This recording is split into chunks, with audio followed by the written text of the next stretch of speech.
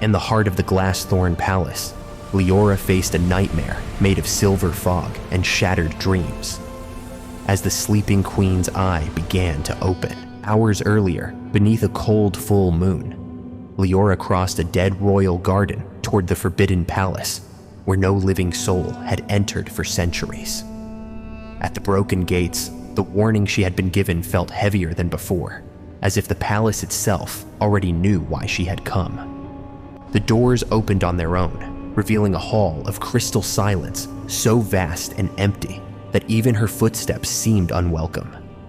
Scratches carved through the palace floor told her something unnatural had been moving through these halls long before she arrived.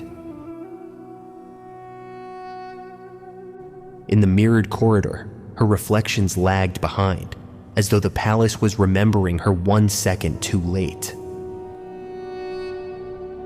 Then she saw it, a shape in the glass behind her, waiting in the reflection before it stepped into the world. Liora answered with a burst of blue magic, driving the creature back in a storm of mist and crystal shards. But the thing did not die.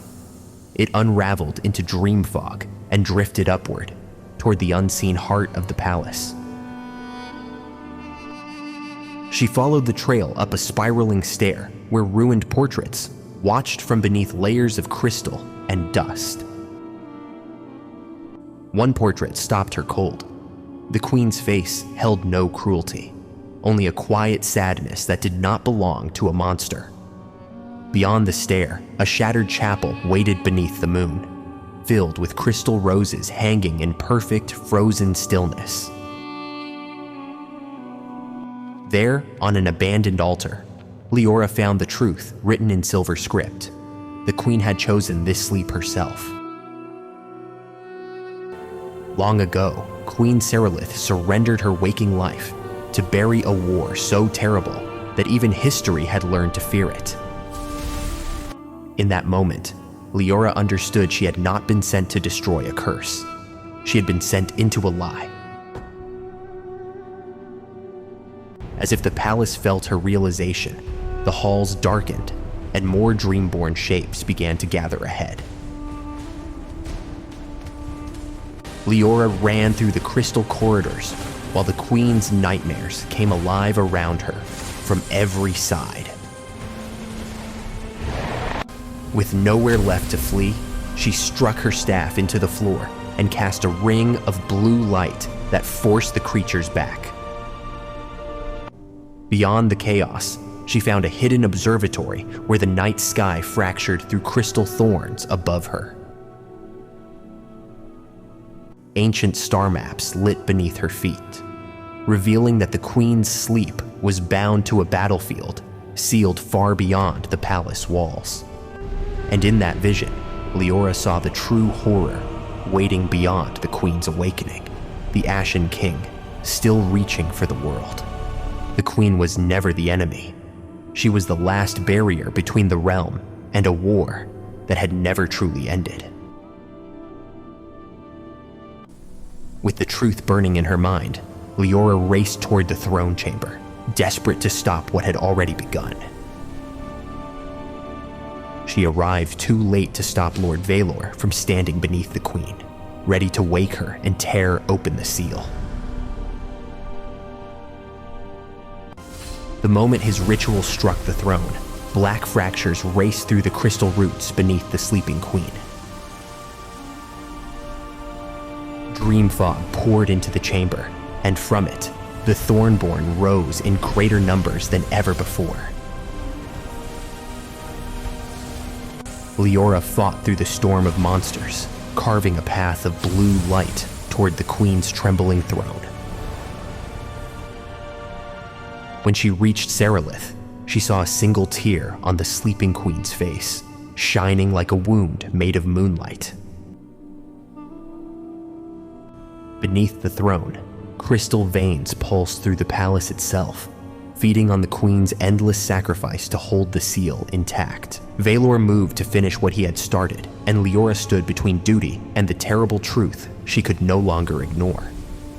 His blade came down, and Liora caught it with her staff in a burst of sparks, glass, and blue fire.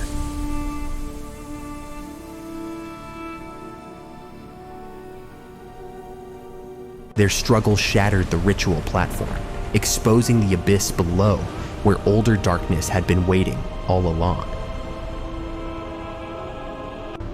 From that broken void, the shadow of the Ashen King began to rise, pressing against the failing seal with monstrous force. In the collapsing throne room, Liora made her choice. The queen must not wake, but the seal had to be repaired.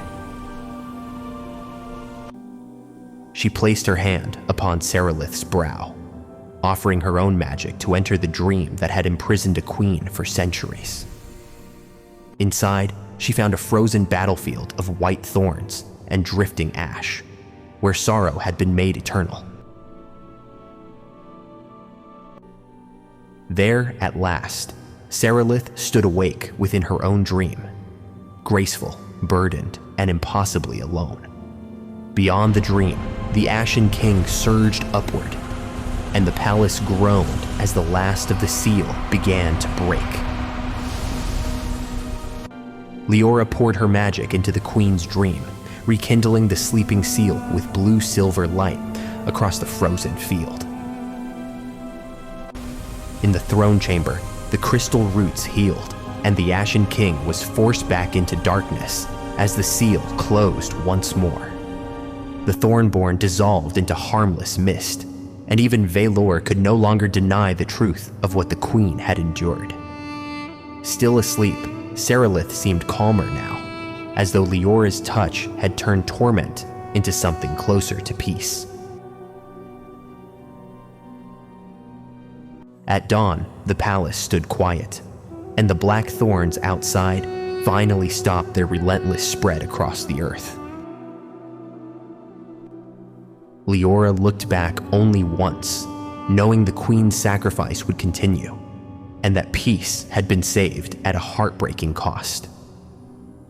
Deep within the palace, beside the sleeping queen, a small blue light remained, silent proof that she would not endure the darkness alone.